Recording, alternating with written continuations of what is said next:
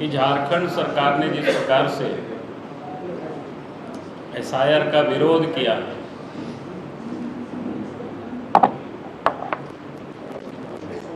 तो मैं ये कहूँगा कि वो वोट बैंक की राजनीति, ताकि झारखंड प्रदेश में जिस प्रकार से जो डेमोग्राफी बदली है या बदल रही है, बांग्लादेशी और रोहिंग्या मुसलमानों को वोट बैंक बनाए रखना, उसका एक उदाहरण लोगों ने कल झारखंड के विधानसभा में सरकार की ओर से लोगों ने स्पष्ट रूप से राज्य की जनता को बता दिया है कि भाई हम बांग्लादेशी घुसपैठे और रोहिंग्या मुसलमानों को झारखंड में बसाना ही नहीं बल्कि साथ में उनको मतदाता भी बनाना चाहते हैं, ताकि झारखंड की चुनाव कांग्रेस पार्टी, झारखंड मुक्ति मोर्चा, राष्ट्रीय जनता दल अपने पक्ष में वो करा सके।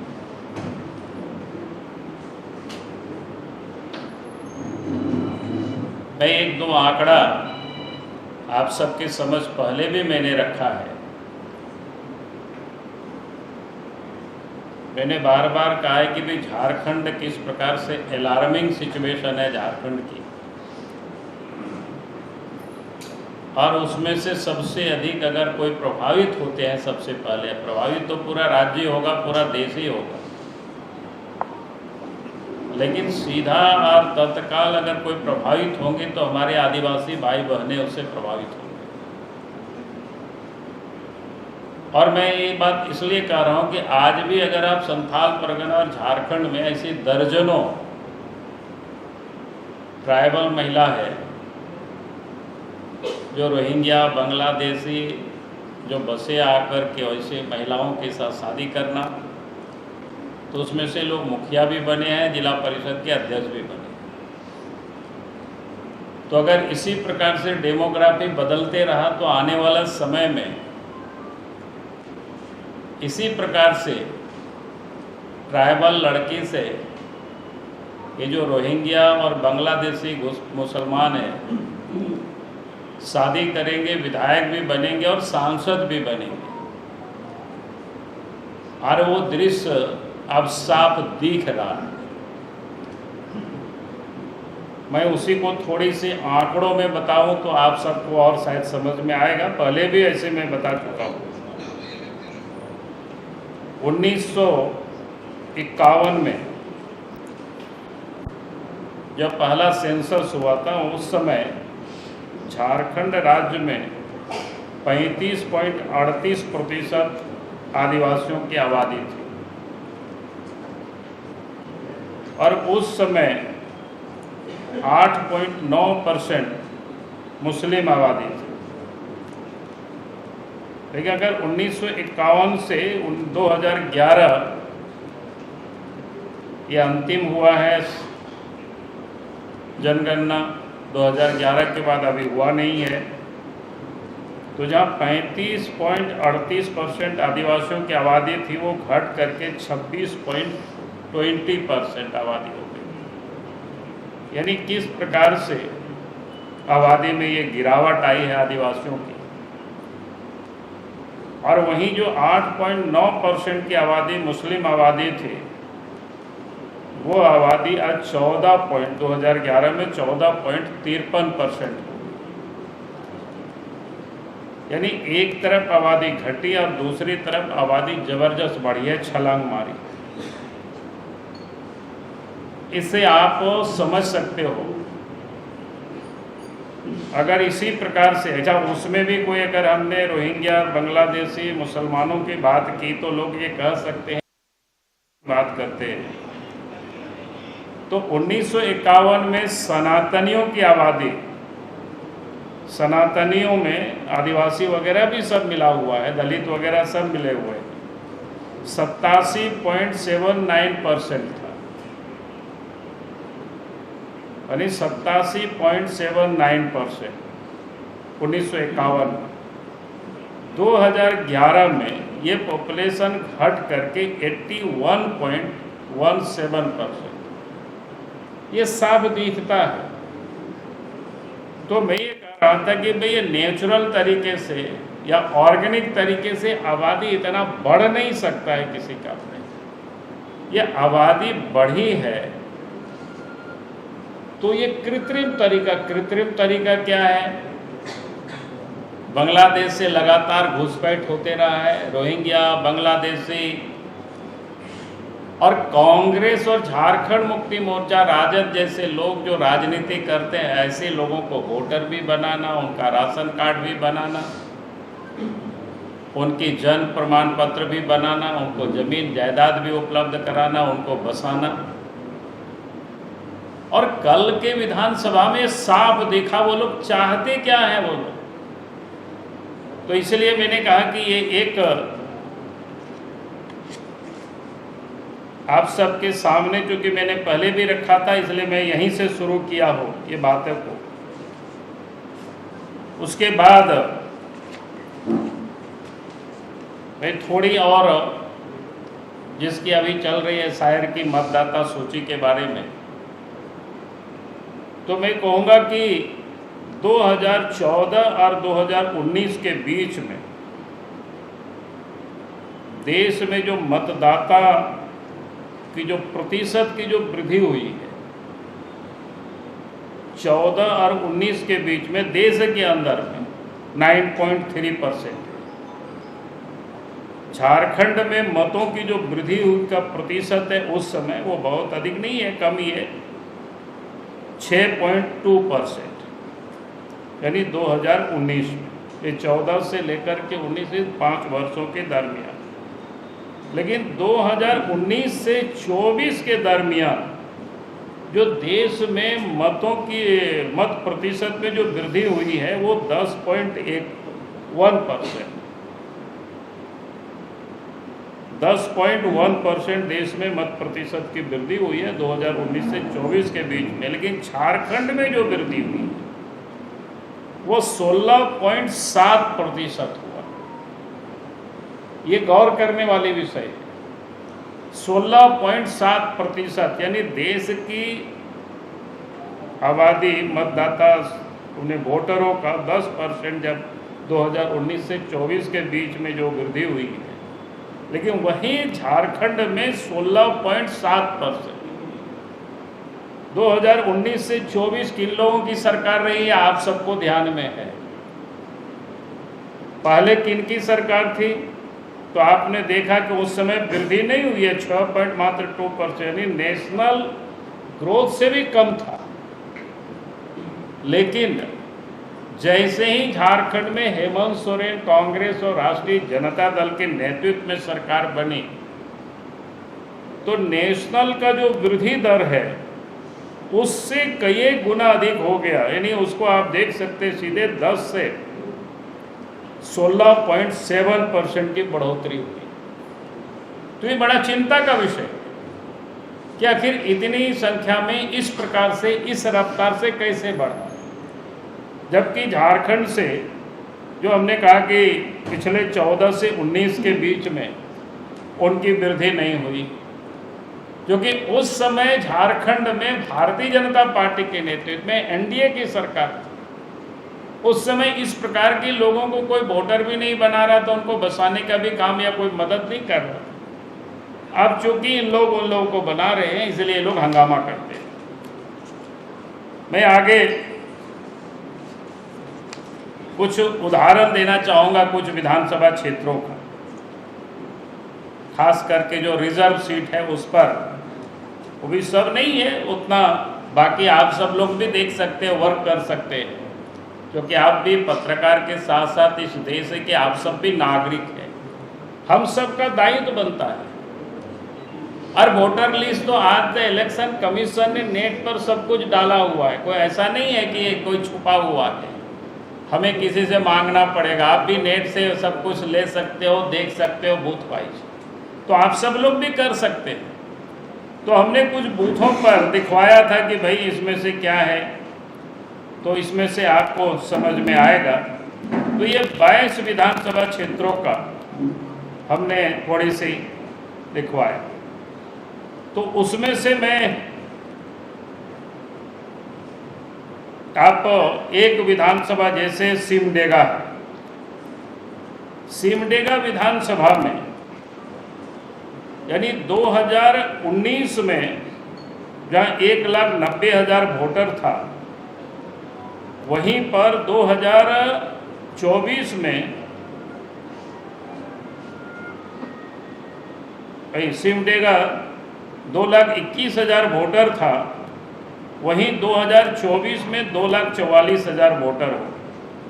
अगर ओवरऑल इसका वृद्धि आप देखेंगे तो होता है 10.2% की बढ़ोतरी हुई है ओवरऑल, यानी टोटल में से मतदाता कितना बढ़े हैं, 10.2%। लेकिन वहीं पर 2019 में मुस्लिम मतदाता 9,308 थे, लेकिन 2024 में उनकी आबादी 16,605 हो गया। उसकी अगर आप वोटर में उसको परसेंटेज में देखिएगा तो 78.4% की बढ़ोतरी हुई है।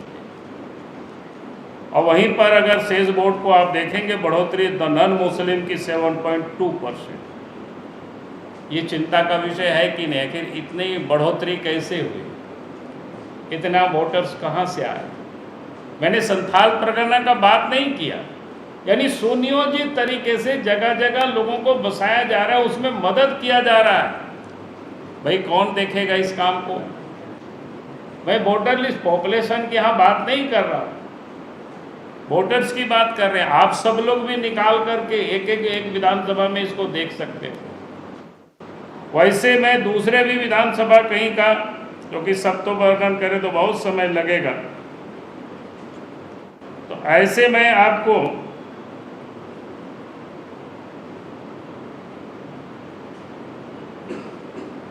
जैसे जगन्नाथपुर विधानसभा, वो भी कोल्हान में है। जगन्नाथपुर विधानसभा में 2019 में 1,71,000 वोट थे, 2024 में 1,98,000 वोट हो गया।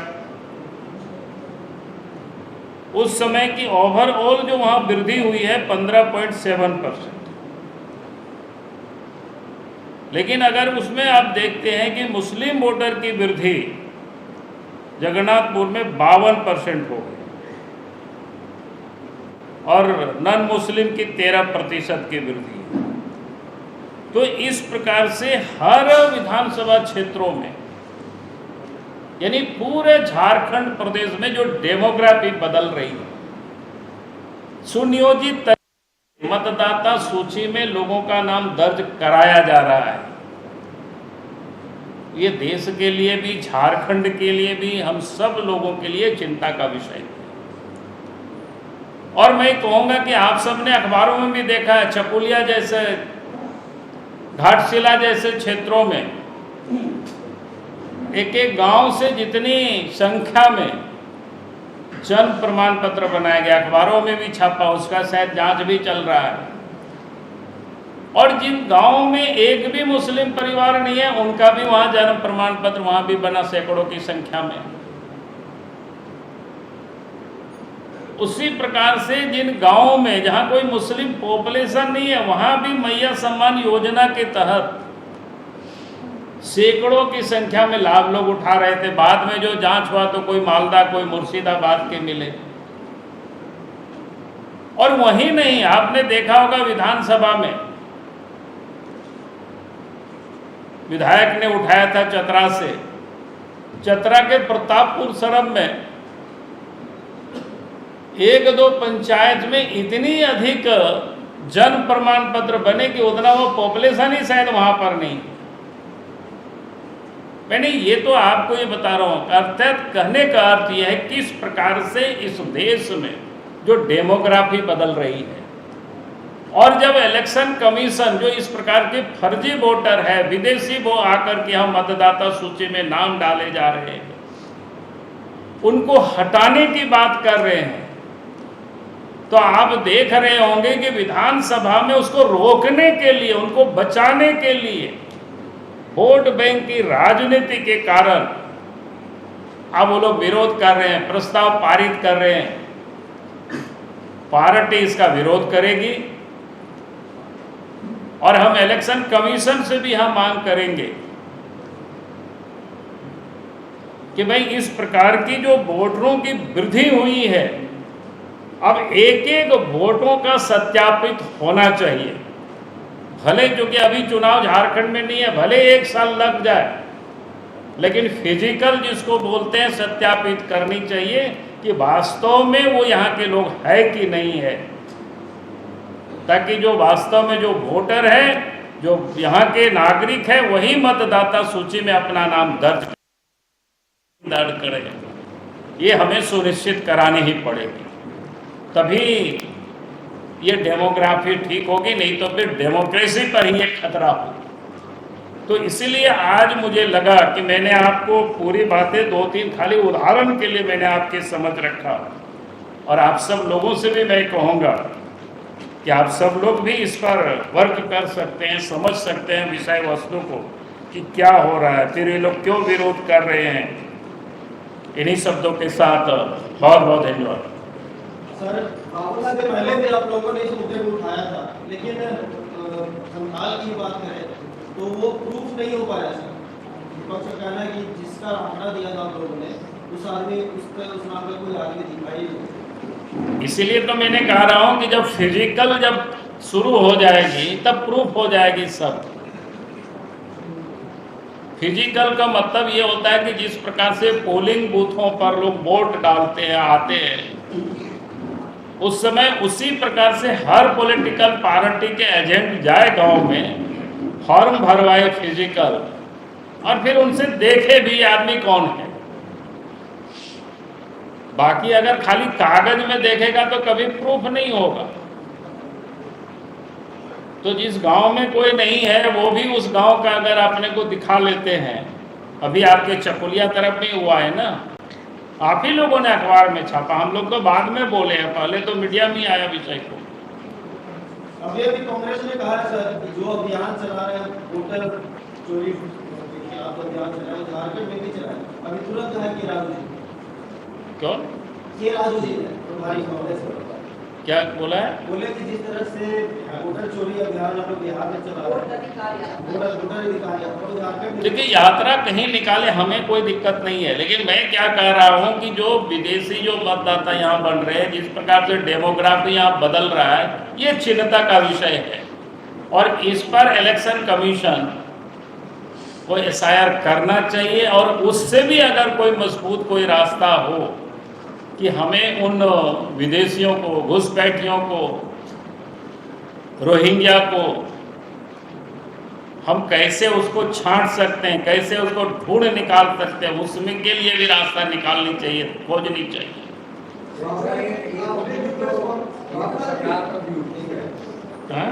सरकार की जिम्मेवारी है। तो केंद्र सरकार ये तो कर रही है ना। अगर कोई घूस आया सीमा से, अब हर घर में पुलिस तो ड्यूटी नहीं करती है, कानून बना हुआ है। अगर कोई चोरी डकैती होती है तो आप थाना में ये करते हैं, दायर करते हैं, फिर थानेदार उसको पकड़ते हैं, अपराधियों को खोजते हैं। तो ये आप कहेंगे तो पुलिस का काम था, हम सोए हुए थे, भैया मेरा घर में हो गया चोरी, तो ऐसा नहीं चलेगा भाई।